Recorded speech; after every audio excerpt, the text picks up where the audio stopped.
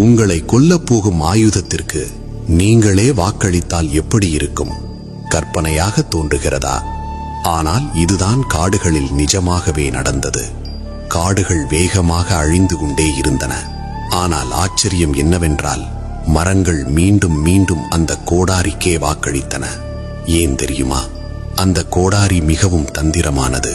அது தனது கூர்மையான இரும்பை மறைத்துக் கொண்டது. மரத்தினால் செய்யப்பட்ட தனது கைப்பிடியை மட்டும் காட்டி, நானும் உங்களில் ஒருவன்தான், என் இனத்தைச் சேர்ந்த உங்களை நான் வெட்டுவேனா என்று ஆசை வார்த்தை பேசியது. பாவம் மரங்கள், தங்களுக்குள் ஒருவனே தங்களை வெட்டுவதற்கு துணையாக இருப்பான் என்பதை அவை உணரவில்லை. எதிரிக்கு கை கொடுத்த அதே கைப்பிடிதான் கடைசியில் மொத்த காட்டையும் காலி செய்தது. நண்பர்களே, வெளித்தோற்றத்தையும் அடையாளங்களையும் கண்டு ஏமாந்து விடாதீர்கள்.